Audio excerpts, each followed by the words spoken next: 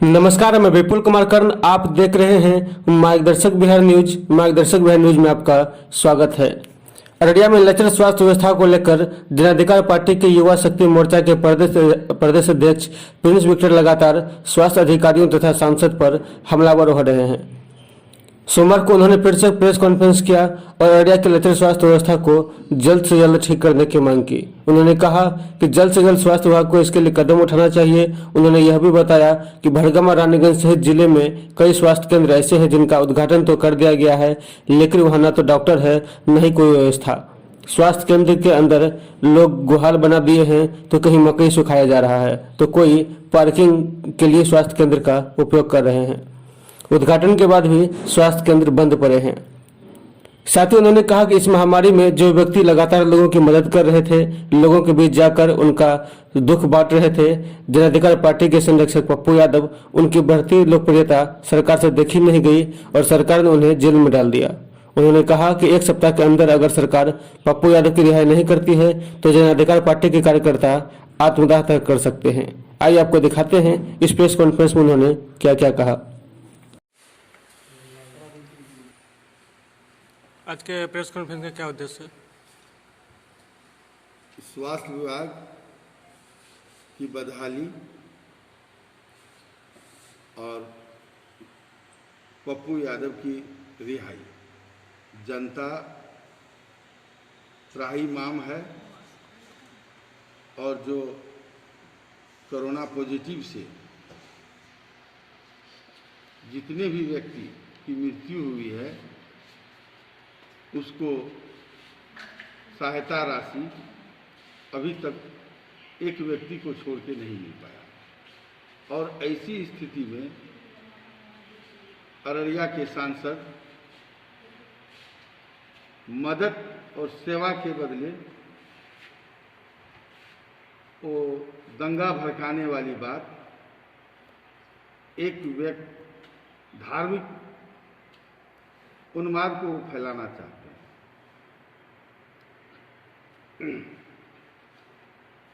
आज राज्य और देश की हालत काफ़ी नाजुक है। अररिया जिले के सभी स्वास्थ्य केंद्र, उप स्वास्थ्य केंद्र 2-3 को छोड़ के 5 को छोड़ के सभी का हाल बदहाल है। अररिया ही नहीं, आज पूरे बिहार के स्वास्थ्य व्यवस्था का हाल बदहाल है। भवन में ताला लगा हुआ है, कहीं डॉक्टर नहीं है, जहाँ डॉक्टर है वहाँ दवाई नहीं है। 1990 में अररिया जिला बना, लेकिन 31 वर्ष के बाद भी अररिया सदर अस्पताल को आईसीयू की व्यवस्था नहीं हुई। पूर्व में वेंटिलेटर लाया गया था, 6 वेंटिलेटर, लेकिन आज तक ऑपरेटर नहीं। आज दुर्भाग्य की बात है कि अररिया जिला के पेशेंट का ट्रांसफ़र जो होता है वो मधेपुरा के लिए होता है और या तो पूर्णिया उसको रेफर कर दिया जाता है। अररिया जिला में कुछ भी नहीं है, सिर्फ जाति और उन्माद के सिवा यहाँ पर कुछ नहीं है। अभी कोविड महामारी के तहत जनप्रतिनिधि को और समाज सेवी संगठन को जनताओं की सेवा करनी चाहिए। ऐसी विषम परिस्थिति में अररिया के सांसद एक हॉस्पिटल में जाकर मुसलमानों के विरुद्ध में अनर्गल बयान देते हैं, ये दंगा भड़काने की बात करते हैं। अभी जनता को बचाने की बात आती है, आप दंगा भड़काते भड़काते, दंगा की बात करते करते तो आप सांसद बन गए। अब इस कोरोना महामारी के समय में भी आप वही बात को दोहरा रहे हैं। अब इसके बाद आप क्या बनना चाहते हैं? देश के सबसे सर्वोच्च सदन लोकसभा के आप सदस्य हैं। एक लोकसभा सदस्य के मुख से ऐसी बात करना शोभा नहीं देता है, वो अशोभनीय है, हम उसकी निंदा करते हैं। और बिहार में स्वास्थ्य हाल व्यवस्था का हाल बहुत बदहाल है। 16 वर्षों में हमारा बिहार सरकार कहती रही है कि विकास सुशासन के साथ विकास हुआ है। आज जन अधिकार पार्टी एक आंदोलन के माध्यम से बिहार के सभी प्रखंड में, जिला में और गांव में, सुदूर गांव में जो स्वास्थ्य व्यवस्था की हाल है उसको दिखलाने का काम कर रहे हैं। एम्बुलेंस नहीं है, न कोई दवाई है, अगर कहीं पे भवन है तो वहाँ डॉक्टर नहीं है। आप देख लीजिए रानीगंज में बसेठी का क्या हाल है, पचीरा का क्या हाल है, सिकटी जो कुर्साकाटा का क्या हाल है। बद से बदतर स्थिति स्वास्थ्य विभाग का है। इस महामारी ने ये साबित कर दिया, सरकार के पर्दाफाश कर दिया कि 16 वर्षों में बिहार में स्वास्थ्य के नाम पर कोई काम नहीं हुआ है, सिर्फ पेपर पे पेमेंट होता है। आज जनता तबाह है, मर रहे हैं। जो सरकार कोविड के इलाज में अपने जनता का इलाज नहीं करा पा रहे हैं। आपने घोषणा किया कि 20 रोज पहले फॉरबिसगंज में कि हम ऑक्सीजन का प्लांट लगाएंगे, आज तक प्लांट नहीं लगा। हम सरकार से आग्रह करते हैं कि इस महामारी में जितने भी व्यक्ति की मृत्यु हुई है, अविलंब उसको सहायता राशि दिया जाए। साथ ही बंद पड़े स्वास्थ्य केंद्र को, हॉस्पिटल को अविलंब चालू किया जाए।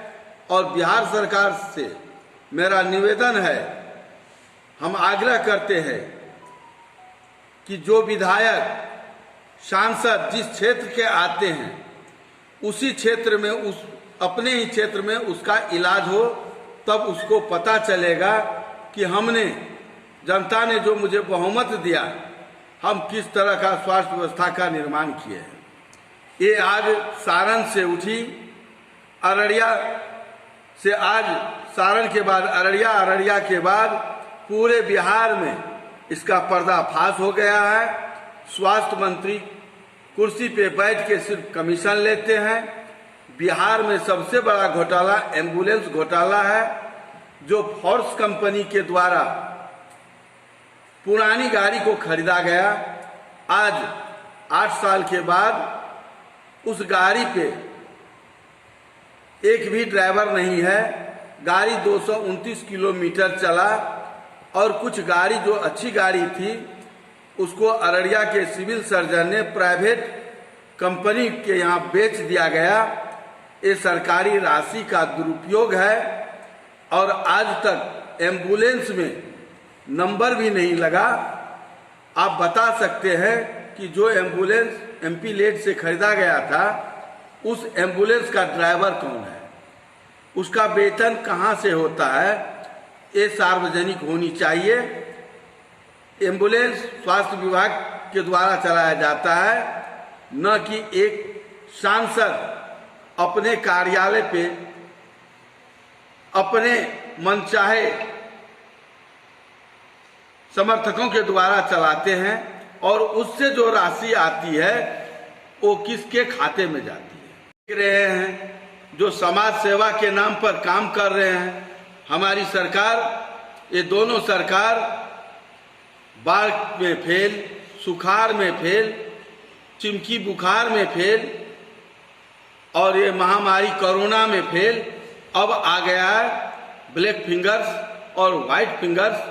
और अपने मंत्री को हमारे सरकार कहते हैं कि आप अपने आवास में रहें, जरूरत पड़ने पर वीडियो कॉन्फ्रेंसिंग के माध्यम से आप काम करें। तो ये कैसा संदेश देना चाह रहे हैं आप? राम कृष्ण मोहम्मद साहब बुद्ध और कबीर के विचारधारा, गांधी के विचारधारा को आप समाप्त कर एक नई परंपरा का आपने उजागर किया है, आज जनता को कौन देखेगा? जो जनता, जो पेशेंट हॉस्पिटल जाता है 90% मरीज वहां से उसकी लाश आती है। आम आदमी कंधे पर, रिक्शा पर, ठेला पर, टेम्पू पर पेशेंट को ले जाते हैं। कहीं कहीं एम्बुलेंस की सुविधा है। तो आपने जो सरकारी राशि का जो बंदरबाट किया, कमीशन खाए, और वो एम्बुलेंस कहाँ चला गया? आज पूरे बिहार का ये समस्या है, एम्बुलेंस घोटाला, स्वास्थ्य विभाग का घोटाला। आपके हॉस्पिटल में पैरासीटामोल 90% हॉस्पिटल में नहीं है। डॉक्टर पोस्टिंग है लेकिन वो वहाँ पे कार्यरत नहीं है, तो उसका पैसा कहाँ जाता है? और एक तरफ हमारे स्वास्थ्य मंत्री कहते हैं कि ऑपरेटर नहीं रहने के कारण हम वेंटिलेटर की सुविधा नहीं दे पाए, और एक तरफ सांसद जी कह रहे हैं, रूढ़ी जी, कि ड्राइवर के अभाव में एम्बुलेंस बंद पड़ा है। और एक तरफ अररिया के सांसद कहते हैं कि मेरा काम था स्वास्थ्य विभाग को देना, हम दे दिए, अब इसकी जिम्मेवारी स्वास्थ्य विभाग की है। लेकिन आपका एम्बुलेंस कहीं नहीं चला। आप जब एम्बुलेंस का मीटर हम लोग दिखाने का काम किए, तो अभी फिलहाल भरगामा का एम्बुलेंस जो सांसद निधि से खरीदा गया था, अररिया के 0 माइल में एक गैरेज में ले जाके छिपा दिया गया है और उसका मीटर खोल दिया गया है, ताकि जनता को ये लोग बता नहीं सके कि कितना गाड़ी चला है। ये दुर्भाग्य है सरकार का, जहाँ की जनता कोरोना महामारी से, भय से और भोजन के अभाव में मर रहे हैं, परेशान हैं। और जो खाद का कीमत, जो करवा तेल का कीमत 90 रुपया से 200 रुपया हो गया, प्राय चीज का ब्लैक मार्केटिंग होता है, और उसी सड़क हॉस्पिटल से लेकर शमशान तक पप्पू यादव बिना पद पे रहकर जो सेवा दे रहे थे और सरकार को की नाकामी को बता रहे थे, तो आपने उसको गिरफ्तार कर दिया। तो मैं पूछना चाहता हूं, अब कौन सा सामाजिक संस्था है जो काम करेगा? और आप मंत्री को घर में रहने का आदेश दे रहे हैं, तो जनता को कौन देखेगा? जनता ने आपको चुना है इसलिए कि आप जब भी कोई विपत्ति आए, हमारी रक्षा, सुरक्षा, शिक्षा, स्वास्थ्य, रोजगार की बात करें, और आप वैसे परिस्थिति में मंत्री को आप आवास में रहने का आदेश दे रहे हैं, तो ये कहाँ का इंसाफी है? आज पूछ रहा है बिहार कि ये क्या व्यवस्था है, कहाँ का सुशासन है, और वैसे सांसद पर आप कार्रवाई क्यों नहीं करते जो एम्बुलेंस का चोरी कर रहे हैं? और इस महामारी के दौरान अररिया के सांसद का मानसिक संतुलन बिगड़ चुका है, उसका दिमाग समाप्त हो चुका है। जब गांव में कोई पागल होता है तो ग्रामीण लोग उसको जंजीर से बांधकर रांची भेजता है। आज वही हालत अररिया के सांसद प्रदीप सिंह का है। इसको अररिया में नहीं, इसका जगह रांची में है। और आज सेवा देने के बदले में आप एक समुदाय को टारगेट करते हैं और उसको डॉक्टर को कहते हैं मारने की बात। ये कहाँ का इंसाफ है? आप सांसद बन गए, इस समय में चुनाव का समय नहीं है, आपको सेवा देने का समय है। आप क्यों नहीं हॉस्पिटल जाते हैं? अगर हॉस्पिटल में ऑक्सीजन, रेमडेसिविर सुई और वेंटिलेटर और दवाई की व्यवस्था होती तो आज इतने आदमी की मृत्यु नहीं होती, और सरकार के ही विधायक, रानीगंज के विधायक की पत्नी का मृत्यु नहीं होता। ये आपके सिस्टम को खोल दिया है और हम यहाँ के विधायक ने सरकार को बताया है, फिर भी सरकार सोई हुई है, वो आंख नहीं उसका खोल रहा है।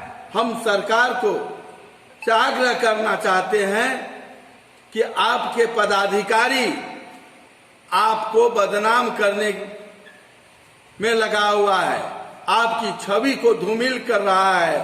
जो छवि प्रथम कार्यकाल में आपका था, उसको धूमिल अगर करने का कोई काम किया है तो वो है आपका पदाधिकारी और आपका मंत्री। आज जनता करा रही है, कहीं जहां कोविड वार्ड बनाया गया है, भरगामा, नरपतगंज, फॉरबिसगंज, अररिया के कुशहार गांव में, कहीं भी मरीजों को या उनके अटेंडेंट को भोजन नहीं दिया जाता है, तो ये 1 करोड़ रुपया कहाँ गया। फॉरबिसगंज में 50 सीट का कोविड वार्ड बना है, लेकिन वहां के प्रभारी ने 100 बेड का कोविड वार्ड का रिपोर्ट सरकार को दिया है। ये पैसा कहाँ जा रहा है। आज राज्य में विपक्ष समाप्त हो चुका है। आज सत्ता और विपक्ष को मिलकर, समाज सेवी संगठन को मिलकर काम करने की बात थी। काम करना चाहिए, एक दूसरे को मदद करना चाहिए, लेकिन जो मदद करता है उसको आप जेल भेजते हैं। जो लूट रहा है, जो दंगा भड़काने की बात कर रहा है, वैसे प्रतिनिधि को आप खुला छूट दे दिए हैं। ये सरकार की नाकामी है। आज आप देखिए कौन सा आदमी बीमार हो रहा है, और हम सरकार से मांग करते हैं कि प्रत्येक कोविड वार्ड में जहां कोरोना के मरीज का इलाज होता है, वहां सीसीटीवी कैमरा लगाया जाए और उसको ले आने वाले रास्ते में भी कैमरा लगाया जाए और उसका लाइव हर हमेशा चले, ताकि उसका अटेंडेंट बाहर में देखे कि मेरे पेशेंट का इलाज हो रहा है कि नहीं। मरने के बाद उसका किडनी तो नहीं निकाला गया। आज ये सबसे बड़ी समस्या है। दवाई के अभाव में आप मार देते हैं। महिलाएं जो इलाज कराने के लिए जाती है, उसके साथ आप सामूहिक बलात्कार करते हैं, फिर भी आप उसके ऊपर भागलपुर हो या पटना, उस पर आप कार्रवाई नहीं करते हैं। आप कब तक काला चश्मा पहन के बिहार को लूटते रहिएगा। पक्ष और विपक्ष को बिहार की जनता ने 31 साल का मौका दिया। 31 साल के स्वास्थ्य विभाग और बिहार सरकार के नाकामी को इस महामारी के समय में उजागर कर दिया है, ये साबित कर दिया है। मैं आपको कहना चाहता हूं, जिस देश का राजा अधर्मी होता है, उसका दंश वहां के जनता को झेलना पड़ता है, और जिस राज्य का राजा धार्मिक होता है, आध्यात्मिक होता है, वहां की जनता सुखमय होता है। कृष्ण ने कहा था, यदा यदा ही धर्मस्य ग्लानिर्भवति भारत, जब जब धर्म की हानि होगी तब तब मैं आऊंगा। और एक कोरोना जैसे वायरस ने सरकार की पोल को खोल के रख दिया है। एक चिमकी बुखार से आप नहीं लड़ सकते हैं। आज बिहार में शिक्षा, स्वास्थ्य, रोजगार कुछ भी नहीं है। अच्छी पढ़ाई के लिए आपको बिहार से बाहर जाना पड़ता है। रोजगार के लिए आपको बिहार से बाहर दूसरे प्रांत जाना पड़ता है, और लंबी बीमारी के इलाज के लिए भी आपको बाहर जाना पड़ता है। तो आप 16 साल से आप क्या किए, कहां थे, क्यों नहीं जनता की सुविधा के लिए आपको तो मौका मिला 14 महीना। आज सेकेंड डोज 45 वर्ष को आप नहीं दे पा रहे हैं। 18 साल के युवक कोई वैक्सीन नहीं लग रहा है, और जब वैक्सीन लगता है तो उसमें सर्टिफिकेट जो उसका मिलता है उस पर मोदी जी का तस्वीर आता है। जब वैक्सीन के सर्टिफिकेट पर मोदी जी का तस्वीर आता है तो मृत्यु से सर्टिफिकेट पर भी मोदी जी की तस्वीर होनी चाहिए। आप राष्ट्रपति का क्यों नहीं लगाए? एक समय था जब हमारे देश के प्रधानमंत्री अर्थशास्त्री थे और हमारे देश के राष्ट्रपति वैज्ञानिक थे।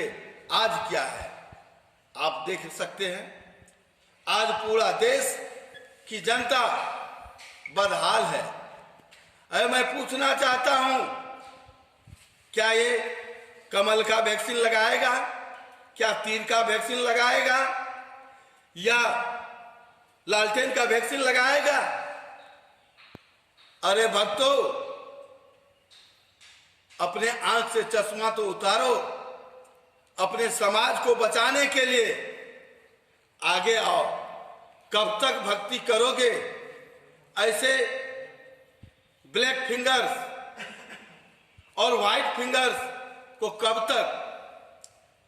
ये तीनों कोरोना जो है, जहां नीतीश जी, अमित शाह जी और मोदी जी जहां तीनों एक जगह होते हैं तो वहां महावायरस पैदा होता है और इस महावायरस में पूरे राज्य और देश की जनता तबाह हो गया है। आज सिस्टम खराब हो चुका है। सिस्टम खराब हो चुका है जिसका गवाह गंगा मां खुद है। आप नमामि गंगे की बात कर रहे थे। आज गंगा की स्थिति क्या है? सनातन धर्म में जलाने की बात होती है और हिंदूवादी कहने वाले नेताओं से मैं आग्रह करता हूं कि सनातन धर्म को मानने वाले हिंदू को आज दफनाया जा रहा है। ये क्या है? क्या है ये? आप किसकी कल्पना करते हैं कि भारत आगे बढ़ रहा है? एक न्यूज चैनल में आया है कि पॉजिटिव की संख्या बढ़े। अरे भाई, आप तो सर्वोच्च पद पे बैठे हैं। घटाने की बात, आप उसको बढ़ाने की बात कर रहे हैं। हम भारत सरकार और बिहार सरकार से आग्रह करते हैं कि अभी चुनाव का समय नहीं है। आज जनता को बचाने की बात है, जनता को सेवा देने की बात है। आप घोषणा करें, जो समाज सेवी संस्था हैं या सभी दल के कार्यकर्ता हैं उसको सेवा करने का मौका दिया जाए और इस राज्य और देश में जो भी व्यक्ति मरे हैं उसको अविलंब उसको राशि दिया जाए और उस परिवार का ठेका पड़ने का और उसकी जिम्मेवारी सरकार को लेनी चाहिए। और अविलंब इस समय में समाज सेवी मसीहा पप्पू यादव को जो आपने गिरफ्तार कर जेल में रखा है, जिसके चलते आज पूरे बिहार में आंदोलन चल रहा है, सरकार का पोल खोल चुका है और आपने नल जल योजना लगाया। यही पैसा आज आप ऑक्सीजन में लगा देते, इसी पैसे से आप वैक्सीन मंगा लेते तो आज बिहार की जनता, देश की जनता का मृत्यु नहीं होता। हम शर्मिंदित हैं। आज गंगा मां करा रही है, गांव ग्रामीण नदी करा रही है कि कहां हो गंगा पुत्र। आज गंगा की साफ करने की बात थी, आज गंगा मैला हो गया। राम तेरी गंगा मैली हो गई। इन नेताओं के पाप से को ढोते ढोते आज गंगा मां खुद मैली हो गई है। पहले एक फिल्म चला था राम तेरी गंगा मैली, और आज का जो वर्तमान फिल्म है मोदी तेरा गंगा मैली। आप गंगा की साफ करने की बात कर रहे थे, लेकिन आज वो गंगा लाश से भरा हुआ है। अभी भी वक्त है। हम दोनों सरकार से मांग करते हैं कि पप्पू यादव की रिहाई और सभी दल के कार्यकर्ता और समाज सेवी को आप ने काम में समाज को बचाने में साथ दे। जो एनएम से लेकर डॉक्टर, प्रशासन सभी पत्रकार भाइयों का आप सुरक्षा की जिम्मेवारी दें, उसको किट दें और जो संसाधन है आप वो मुहैया कराएं ताकि वो जनता के बीच जा सके और कोविड वार्ड का भी निरीक्षण करे कि कोविड वार्ड में इलाज हो रहा है या कि गला दबा के उसको मारा जा रहा है। आज जनता करा रही है, पूछ रहा है बिहार, पूछ रहा है बिहार, पूछ रहा है देश कि मुझे बचाओ। इस बार आपने अगले बार प्रत्येक घर में दीप जलाने का काम करवाया और प्रत्येक घर में घंटी और थाली बजवाया, लेकिन आज प्रत्येक गांव में लाशें जल रही है और प्रत्येक गांव में वहां के जनता अपनी छाती पीट रहे हैं, गरीबी का रोना रो रहे हैं। हम घर में रहेंगे, ग्रामीण इलाके के जो गरीब और मजदूर किसान हैं आज उसको भोजन नहीं है। आप 5 केजी चावल फ्री देने की बात कहे, क्या 5 केजी चावल में आपके विधायक और सांसद या सिस्टम के जो पदाधिकारी हैं क्या वो 5 केजी चावल में 1 महीना भोजन कर सकता है? जब वो नहीं खा सकता तो गांव के किसान मजदूर और जो है वो 5 केजी चावल में 1 महीने का भोजन कहां से मिलेगा? आप उसको रोजगार दें। और ये तीनों महामारी corona, black fingers, white fingers से बचाने के लिए अविलंब प्रत्येक हॉस्पिटल को सुचारू करें, व्यवस्था दें, नहीं तो जनता सड़क पे आंदोलन करेगी और पप्पू यादव को रिहा करें और इनके साथी, इनके कार्यकर्ता जो आज बिहार में आंदोलनरत है ताकि वो जनता की हिफाजत में लगे। जहां दवाई वहां दवाई दें, जहां ऑक्सीजन की जरूरत है ऑक्सीजन, जहां सुई की जरूरत है सुई दें और अविलंब प्रत्येक जनता को वैक्सीन देने की सुविधा और प्रत्येक हॉस्पिटल को ऑक्सीजन की व्यवस्था और आईसीयू की व्यवस्था अविलंब सरकार कराए, जिससे जनता को राहत मिले। हम सरकार से यही मांग करते हैं और दोषी सांसद को अविलंब उस पर 302 का मुकदमा या जो धारा लगे 120 के तहत उसको गिरफ्तार करे। सभी विधायक सांसद को अपने अपने क्षेत्र जाने के लिए सरकार अनुमति दे ताकि जनता के दर्द को वो समझे और अपने सरकार को बताए। ये सरकार की नाकामी है, जनता सरकार फेल हो चुकी है, कहीं भी सरकार का सिस्टम नहीं है, सिस्टम और सरकार दोनों फेल हो चुकी है और उसके आदमी इस महामारी के आड़ में ब्लैक मार्केटिंग कर रहे हैं।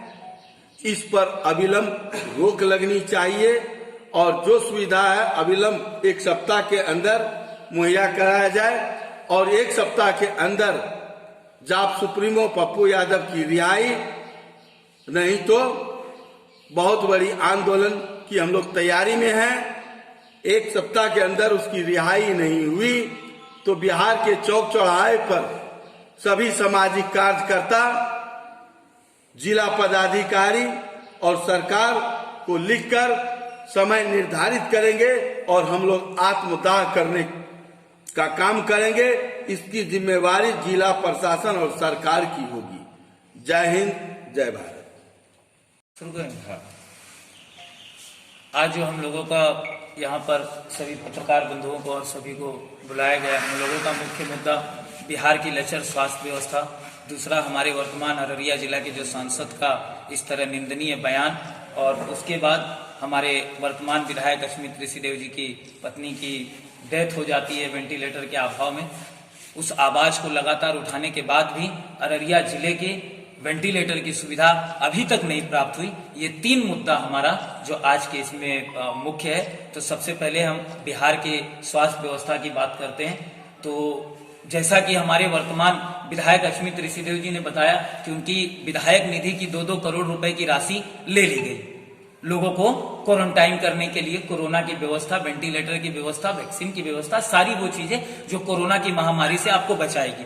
243 विधायक का अगर आप 2 करोड़ रुपया लेते हैं तो वो आपका 486 करोड़ रुपया हो जाता है। प्रत्येक क्वारंटाइन सेंटर को 1-1 करोड़ रुपए जो दिए गए वो अगर आप जोड़िएगा तो हर जिले में 3, 4, 2, 5 ये करोड़ों करोड़। ये गमन कहाँ जा रहा है? अगर वहां पर वेंटिलेटर की सुविधा नहीं है, अगर उनको एम्बुलेंस की, यहां तक कि शर्म की बात यह है कि हमारे वर्तमान विधायक अश्मित ऋषिदेव जी का यह कहना है कि उनकी पत्नी को वो अपनी गाड़ी में ले गए जो कोरोना पॉजिटिव थी, और अस्पताल प्रशासन के हमारे सीएस साहब का बयान आता है हमारे पास सारी सुविधा है। कहां चला गया आपका एम्बुलेंस? और जब हम एम्बुलेंस प्रकरण की बात करते हैं तो मीटर गायब हो जाता है, लेकिन उनकी सुविधा के लिए वहां एम्बुलेंस नहीं मिलता है।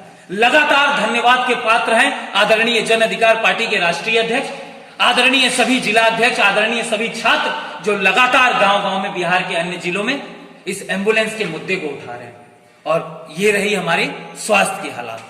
अब दूसरे मुद्दे पर आते हैं। प्रकरण हमारे वर्तमान अररिया के भाजपा सांसद प्रदीप सिंह जी का जो बयान है कि किसी भी धर्म के प्रति, हम आपको कहना चाहेंगे, आप भाजपा के सांसद हैं और भाजपा के ही पूर्व प्रधानमंत्री स्वर्गीय अटल बिहारी, जिनका कहना था कण कण हिंदू, रग रग हिंदू, जीवन हिंदूमय है, उनसे ना आप हिंदुओं की बात को लीजिएगा। लेकिन उन्होंने कभी ऐसे किसी शब्द का प्रयोग नहीं किया जिसे किसी धर्म की भावना आहत हो, जिसे किसी भी धर्म के किसी बच्चे को बुरा लगे। वो जो कार्यकर्ता था वो आपकी पार्टी का था, उसने आपको वोट दिया था। वो बच्चे के मुंह से हमने बोलते हुए सुना कि वो बच्चा कह रहा था कि हमने सोचा था कि माननीय प्रदीप सिंह जी को सांसद बनाएंगे तो हमारा सदर अस्पताल मेडिकल कॉलेज में तब्दील होगा। वो एक आदरणीय प्रधानमंत्री हमारे नरेंद्र मोदी जी की विचारधाराओं से प्रोत होकर, सबसे बड़ी बात है कि वो मुसलमान समुदाय जिसको भारतीय जनता पार्टी अपना सबसे विरोधी समझती है, उस समुदाय का बच्चा आपके साथ खड़ा हुआ था और आपके कुकृत की वजह से उसी बच्चे ने इस चीज को वायरल किया। और आप कहते हैं दंगा कराइए। आज बिहार की स्थिति पे आप दंगा कराइएगा, आप जागृत करिए जाकर। सही नेता का, सही नेतृत्व का यह कार्य होता है कि आप उस समाज को जागृत करिए, उस समाज को जागृत करके बताइए कि आप वैक्सीन लीजिए। यह सच्चाई है, वैक्सीन लेना जरूरी है, लेकिन वैक्सीन कैसे लीजिएगा? आप वैक्सीन कहां दे रहे हैं? वैक्सीन की जरूरत मेरे देश को है, मेरे बिहार को है।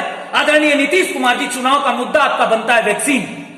फ्री में दी जाएगी वैक्सीन, और चुनाव के बाद वो वैक्सीन कहां है? 18 साल से अधिक बच्चों को आप वैक्सीन देने की बात करते हैं, 45 साल से कम उम्र वालों को ऑनलाइन रजिस्ट्रेशन करवाइएगा। मेरे गांव के बच्चे से आप ऑनलाइन रजिस्ट्रेशन करवाइएगा। वो कहां से करेगा ऑनलाइन रजिस्ट्रेशन? और ऑनलाइन रजिस्ट्रेशन के बाद भी हम आपको चल के दिखाते हैं पंचायत में, प्रखंड में, वो ऑनलाइन रजिस्ट्रेशन कराकर वहां तैयार है, लेकिन आपकी वैक्सीन उपलब्ध नहीं हो रही है। आपकी वैक्सीन उपलब्ध इसलिए नहीं हो रही है क्योंकि आप दूसरे देशों को बहुत अच्छी बात है, आप दुनिया के एक कवर बनाइए, एक फेस बनाइए भारत का, आप वैक्सीन दीजिए हम। लेकिन पहले आपूर्ति अपने वतन को, अपने देश को होनी चाहिए, पहले हमारे बच्चों को मिलनी चाहिए, पहले हमारे गांव को मिलनी चाहिए।